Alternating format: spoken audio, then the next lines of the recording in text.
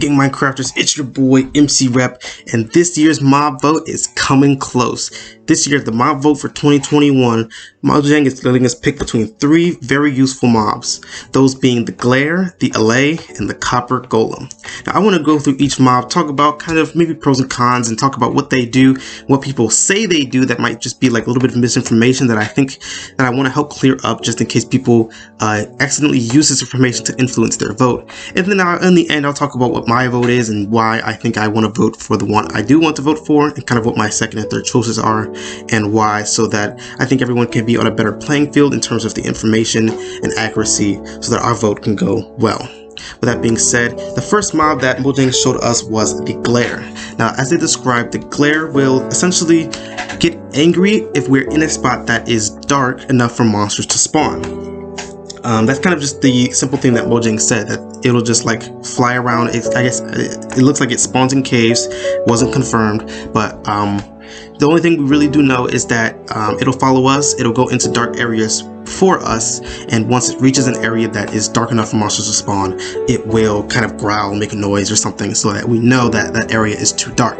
Now, a lot of what people say, the biggest thing of course is just use F3 forehead. But people that use or saying just use F3 need to really consider a lot of things. One, only half of the player base has access to the F3 button. People playing Bedrock Edition or any Bedrock Edition on any platform don't have the use of the F3 button to look at what a light level of a block might be, right? Bedrock players include people playing on PCs. You can play Bedrock on your PC. You can play it on your Xbox, PlayStation, Switch, and your mobile devices as well. So people that are playing on any of those devices, none of them have access to something like the F3 button to see how to, or what light level a particular block is, and that the Glare could actually tell them if it was dark enough. And on that note, even people that do have access to it might not even use it or might not know that it exists. I mean, I have Java Edition. I have like been able to actually press F3 and like see the information, the debug information that can be used in game to help me find things, because that's how I usually use my coordinates. But it's not very useful. Like, do you really want to use that giant thing like every time you want to light up a cave or light up a building, just to like examine every block in order to make sure that every single block is, or area is lightable or light enough for mobs to spawn? And do you really want to cover your screen in all of this text in order to actually see whether or not you want to light up an area? I think that's foolish, and it's not intuitive game design. It's not intuitive game design to have like a debug screen to use to actually work on the game. It's like using the same thing for coordinates. Like, we should have something like in Bedrock Edition where the coordinates are just a toggle and it displays like a small little thing on the top of the screen. I think that makes the most sense. Or even if it's on a map, I think there should be some parity between Bedrock and Java. They should probably pick one, but either the case, it's on the map or it's like a setting. It's not an entire screen full of debug things of information about the game, and it's just not, it's not an intuitive game design. You don't want that in a game. That's not what makes a game interesting.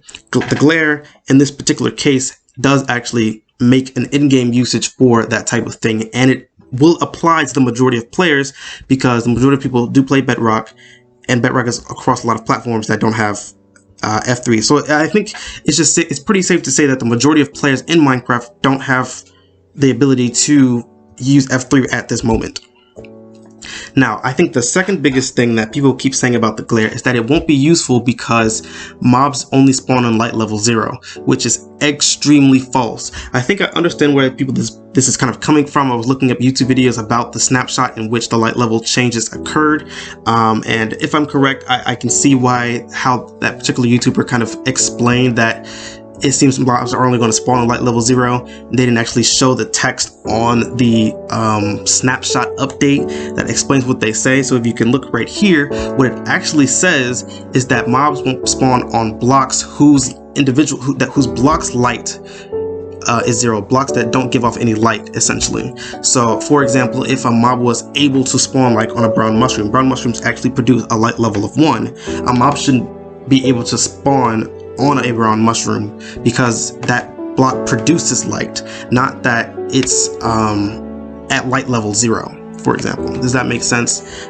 There are a list of other blocks, I'll show another picture, that produce a light level, but many of them can be dark enough for monsters to spawn according to the monster's light level, or like their spawn conditions. But what Mojang is saying is that they won't spawn on this block because this block produces some level of light, not that mobs can't spawn in any light level anymore. They can still spawn in their 11 to 0 or 0 to 7 light levels, depending on like which dimension and which mob you're talking about, but they can still spawn on all these light levels, not just not on blocks that are actually producing light themselves, and that light just happens to not be bright enough to like stop them from spawning.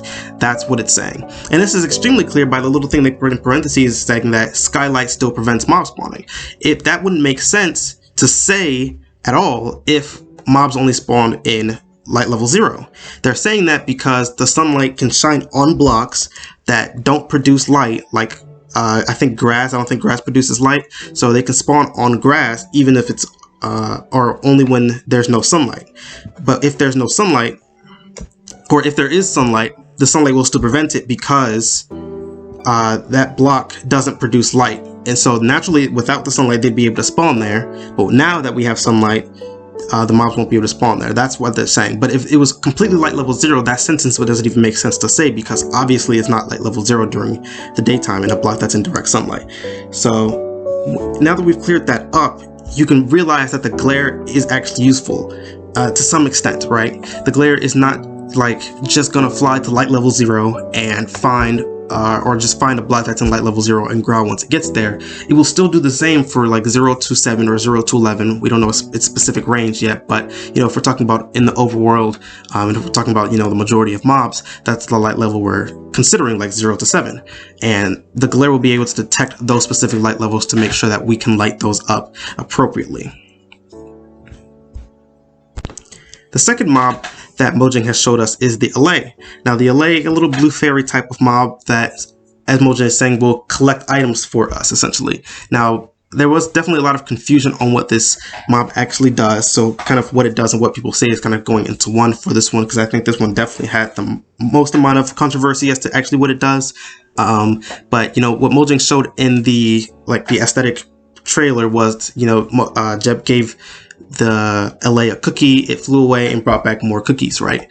Which made it seem like it was kind of an item duplicator, and later on developers did explain that it's not an item duplicator, it's like it just picks up items, it collects items off the ground, essentially. Now a lot of people feel that this may not be super useful, or that it's a harder hopper, I guess, but now I think there is a lot of merit to the alot that people aren't considering. Now, one thing that I always say about Minecraft that we want to add to the game is, for when we add something to the game, we want it to interact with things that or interact with mechanics or interact with things in the game that aren't well developed yet, right? In this case of the alot, it interacts with note blocks. I think note blocks are a very undeveloped concept in the game. There's not really any purpose to them. It's completely aesthetic, right? Outside of just like making music or making sounds, or maybe if you want to get creative and make some sort of alarm or something like that, maybe you can, but there's not really a real use for the music box or the note block, sorry. And I think the alot kind of makes that a little bit more dynamic. The alot actually interacts with a block in a specific way. It doesn't like just dance to it, but this is where it will release its items that it's been collecting. So I think that's an interesting thing, that the alot actually interacts with something that we don't really have a complex system for already. The second thing, I think people aren't really considering the usefulness of a moving hopper. I mean, we have plenty of like minecart hopper constructions, so obviously the concept of a moving hopper is useful. So if the alot is like similar to a moving hopper or a flying hopper, how is it not useful? I think the alot is useful to some extent, and people aren't really giving it the credit that it deserves in terms of like it's actually whether or not it's actually usable. And I think consider like the plenty of times that people are mining or on adventures collecting things. There are plenty of times where our inventories get full, or where just things that we want to pick up but don't want in our inventory or want in a specific spot or things like that, the LA can kind of help us do that. And this is especially usable kind of like more in the mid game rather than in the late game, where you have like shulker boxes and probably like multiple bundles once we figure out how the bundles work exactly, but like shulker boxes in particular, where you don't have something like that, the LA can kind of be that extra storage scenario where it can store things for us. The other thing is that it's also kind of a pseudo item sorter as well. I've talked a lot about this, that it's a good alternative item sorter for people who don't want to build a complex redstone thing. Or I think the thing where it really makes its use is like during travels or during adventures where you need a particular item and you have a lot of items on the ground. Maybe you're doing like TNT explosion farming or something like that, and you can tell it to pick up only a certain block. So like if you're doing like a tree farm and you only want it to pick up, I guess, the saplings, because maybe the wood is going somewhere else, you can tell it to pick up the saplings and bring it to you or something along those lines. And I think that its pseudo sort is a good thing. It's like a mobile sorter, and I think that is also a worthwhile concept in and of itself. It's not like completely useless. Like I think both with the glare and the LA, and in the copper golem, as we'll talk about it, people are kind of like undervaluing a lot. And I think people I just want to make sure that we're all on the same page on the fact that all of these mobs are like generally still kind of useful. None of them are a glow squid, if we're being honest. That at release, we could tell that they're actually going to do something in the game to some extent. But yes, like the biggest thing, the LA is not an item duplicator, so it's not going to be like this OP thing that you can give a diamond and it'll bring back diamonds later on. And even if it was, I think there still could be ways to balance that. The one thing is you have to give it something and then it has to go away for some time and actually bring it back to you. I think that, if we were talking about a duplicator, we could affect how long what if it takes 10 Minecraft days for you to bring back just one additional diamond? Like, is that really going to be broken? I guess maybe if you think about farming them, then we could talk about how like LAs spawn and how we tame them and things like that. If that's even the case, we don't know those features, so it's really hard to say that anything's going to be OP, but in any way. But generally, the LA is still not a duplicator. It's just an item collector and, in a way, an item sorter as well. So I think there's still a lot of things that people can do with the LA that people still aren't considering, just trying to demean it as calling it just like a flying hopper or something like that. I think there's still a lot of merit to its usage that people don't want to really consider. And I think in the same realm, the iron golem, or the copper golem, I should say, the copper golem, as Mojang stated, will go around and press copper buttons. So if we vote for the copper golem, it'll bring copper buttons as well. So it'll essentially walk around and press buttons, which of course will be able to activate redstone things, and eventually oxidizes over time and turns into a statue. And I think that copper golem has great merits as well. People have mentioned that we have like pulse randomizers already in Minecraft, where you have some sort of randomizers already in the game. Like just putting a chicken on a pressure plate could hypothetically do the same thing, but I still think it's worthwhile. We don't know like the dimensions of the copper golem or like how far it's able to reach, right? So like if you're talking about like a chicken on a pressure plate, the chicken has to just walk back and forth or walk in a particular shape in order to press pressure plates. But with the copper golem, you could not only have it walk on those pressure plates, but also press buttons. And hypothetically, it could be like on multiple levels. Say if the copper golem is maybe 2 blocks tall, similar to a player, or like a little bit less, and it could reach not only like a block where its feet are, but a block above that, there's a lot of buttons you can make it press while it's walking around in a straight line or in a circle or something like that. I think there's still a lot of usage to the copper golem in that area, that it could be a better chicken on pressure plates. We could I think another thing could be maybe it interacts with weighted pressure plates differently. Like maybe it's considered a heavier mob, or when it turns into a statue, it affects it differently. No idea, but just a thought there. And I think the concept of actually turning into a statue is actually really, really unique as well.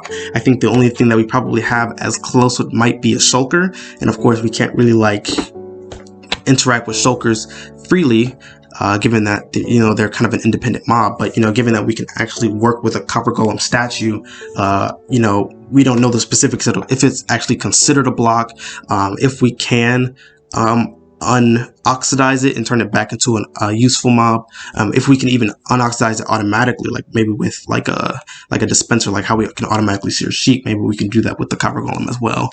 Not too sure, but I think the fact that, you know, we have this unique concept as like a statue that could work as a block, perhaps, I think is also an interesting thing as well, something that's new.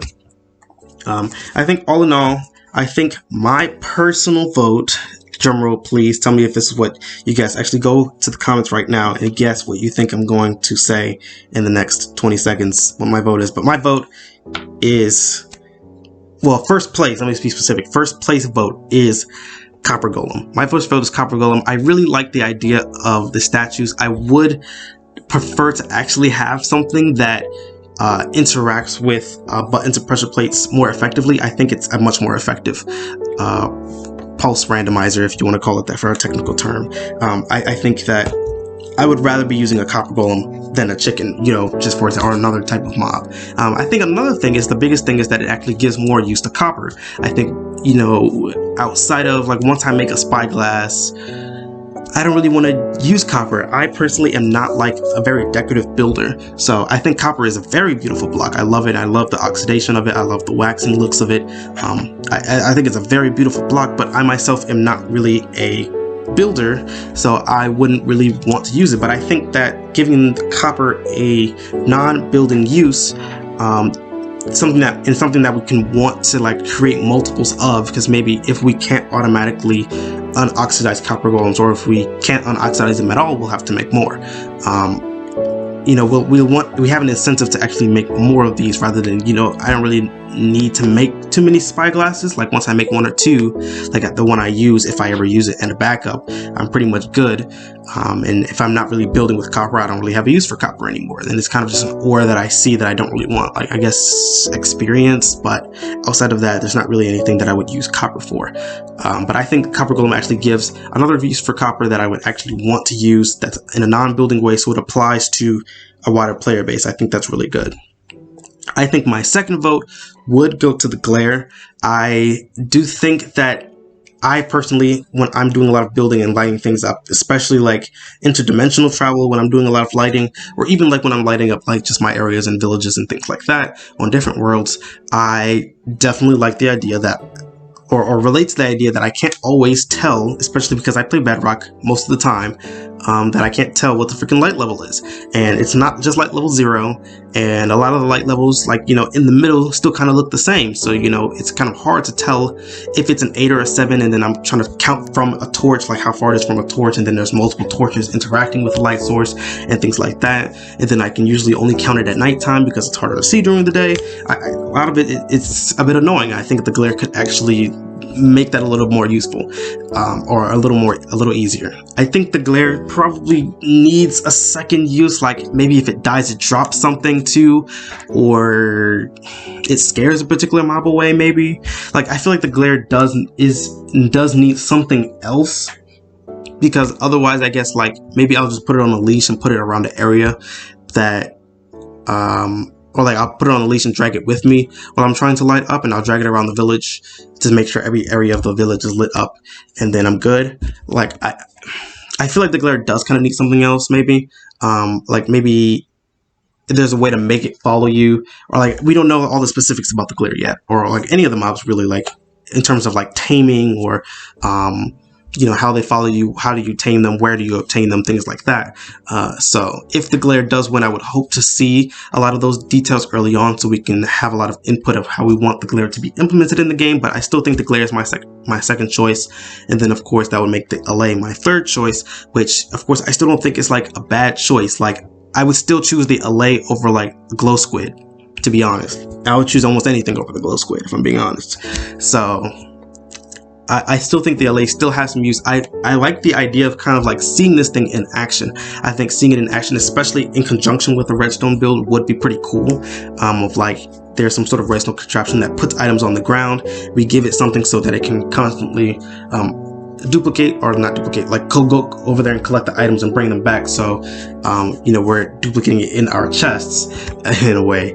I would like to see it in action. I think like making redstone contraptions a bit more lively than just more technical, I think is a cool thing, and I think that helps players look for ways to interact with mobs more, rather than just like constantly basically becoming an engineer to try to figure out how redstone works. I think that like helps kind of in that area making it less, making the concept of like item collection, item sorting less daunting for newer players or younger players or whatever the case is. So I think that's pretty much my votes and my thoughts on each of the mobs. I hope that clearing up some of the misinformation helps inform you of a better vote for sure, because I think that people are definitely misinterpreting a lot of what has been going on in regards to a lot of these, and I hope that doesn't.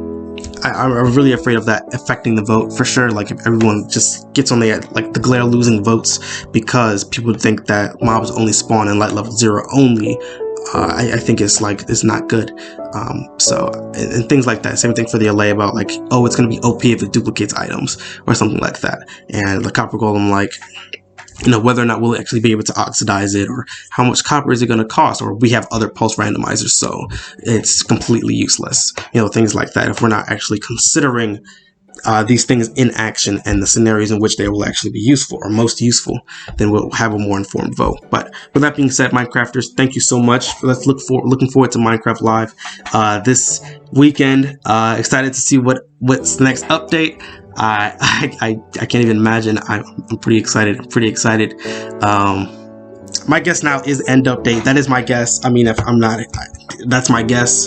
That is my guess. It's going to be end update. I think, especially because we got an end update in Minecraft Dungeons. I found it kind of weird that they updated Minecraft Dungeons first before. So I don't think like there's going to be too much similarities, but I do think that it's going to be an end update. It's going to be an end update. So we'll see.